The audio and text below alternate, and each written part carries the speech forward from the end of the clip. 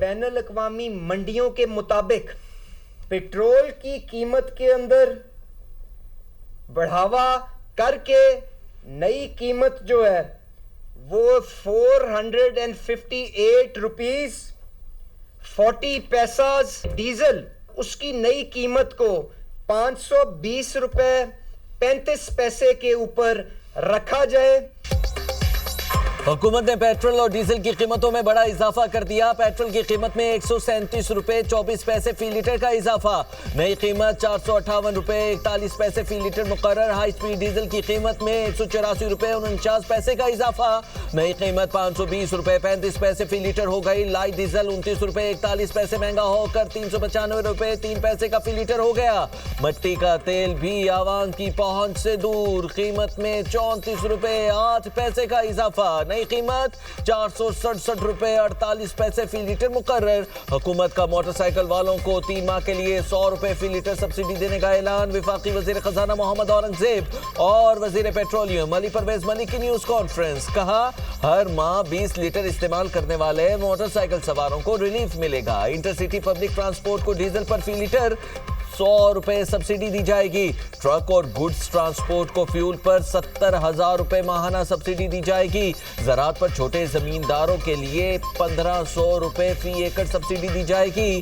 قیادت نے فیصلہ کیا ہے ٹارگیٹڈ سبسڈی فراہم کی جائے گی۔ علی پرویز ملک نے کہا عالمی منڈی میں خام تیل کی قیمت میں ریکارڈ اضافہ ہو رہا ہے، اس وقت قوم کو اتحاد کی اشد ضرورت ہے۔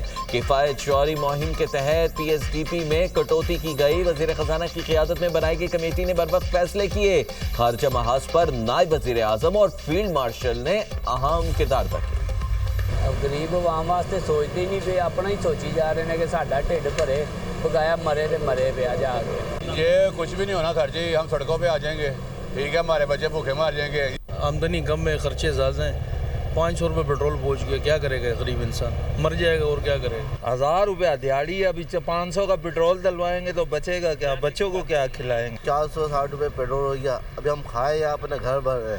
یہ تو بہت مشکل ہو گیا ہے، ہم تو تنخواہ دار لوگ ہیں، سارا سسٹم جو پاکستان میں چل رہا ہے وہ گزارے سے چل رہا ہے۔ ساری دنیا میں 5 سے 6% مہنگا ہوا ہے اور ہمارے ہاں تقریباً 35 سے 40% انہوں نے مہنگا کر دیا، تو بہت مشکلات میں اضافہ ہو گیا سب لوگوں کے لیے۔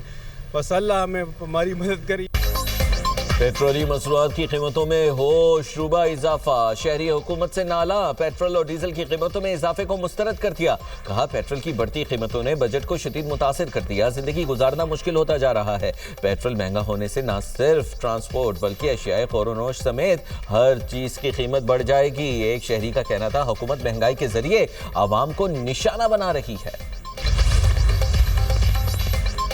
حکومت نے لیوی کی شرح بھی بڑھا دی، پیٹرول پر فی لیٹر لیوی کی شرح میں 55 روپے تک کا اضافہ۔ ذرائع کے مطابق پیٹرولیم لیوی 106 روپے سے بڑھ کر 161.55 روپے فی لیٹر کی سطح پر پہنچ گئی۔ ڈیزل پر تمام درآمدی ٹیکسز کے علاوہ 2.5 روپے فی لیٹر کاربن لیوی برقرار۔ امریکہ کے chief of army staff رینڈی George برطرف ہو گئے۔ امریکی وزیر جنگ نے رینڈی جارج کو مستعفی ہونے کا حکم دیا تھا۔ پینٹاگون نے امریکی آرمی چیف کو عہدے سے ہٹانے کے فیصلے کی تصدیق کر دی۔ صدر ڈونلڈ ٹرمپ نے امریکی اٹارنی جنرل پام بونڈی کو عہدے سے برطرف کر دیا۔ وزیر جنگ پیٹ ہیگسیت نے مزید 2 اعلیٰ فوجی افسران جنرل ڈیوڈ ہڈنی اور major general William Green junior کو عہدوں سے ہٹا دیا۔ امریکی میگزین دی ایٹلانٹک کی رپورٹ میں دعویٰ کیا گیا ہے کہ ٹرمپ ایف بی آئی ڈائریکٹر کاش پٹیل کو بھی برطرف کرنے پر غور کر رہے ہیں۔ آرمی سیکریٹری ڈینیل ڈریسکور اور لیبر سیکریٹری لوری شاویز ڈی ریمر کو برطرفی سے متعلق بھی بات چیت جاری ہے۔ ایران کا امریکہ کے طیارہ بردار بحری بیڑے ابراہم لنکن پر حملہ، بیڑے کو 4 قدر میزائلوں سے نشانہ بنایا گیا۔ ایران کے اسرائیل پر بھی تازہ حملے، اسرائیلی دفاعی نظام حملے روکنے میں ناکام رہا۔ اسرائیلی شہر کے وسط میں میزائل گرنے سے آگ بھڑک اٹھی۔ ایرانی بحریہ نے قسیم جزیرے پر دشمن کا لڑاکا طیارہ مار گرایا۔ ایرانی پاسداران انقلاب کا کہنا ہے جدید ترین طیارے کو نیول ایئر ڈیفنس نے نشانہ بنایا۔ طیارے کو نشانہ بنانے کی ویڈیو سوشل میڈیا پر وائرل۔ ایران کے خلیجی ممالک پر میزائل اور ڈرون حملے. دبئی میں امریکی ٹیکنالوجی کمپنی کے ڈیٹا سینٹر کو نشانہ بنانے کا دعویٰ. ایرانی فوج کا اردن میں الزرق فوجی اڈے پر بھی ڈرون سے حملہ. بحرین میں ایمیزون کی کلاؤڈ فیسلٹی کو بھی نشانہ بنانے کا دعویٰ. ایرانی فوج کے مطابق حملوں میں کئی امریکی فوجی ہلاک اور زخمی ہوئے. امریکہ اور اسرائیل کے ایران پر حملوں میں شدت سامنے آ گئی. تہران کو کرج سے ملانے والا اہم پل تباہ ہو گیا. حملے میں 8 افراد شہید ہو گئے. 90 سے زائد زخمی. حکام کے مطابق حملے میں زیر تعمیر B1 پل کو نشانہ بنایا گیا جو تکمیل کے قریب ایک اہم انفراسٹرکچر منصوبہ تھا. تہران میں 1 صدی پرانے طبی تحقیقاتی ادارے پر حملہ. عمارت کو نقصان پہنچا.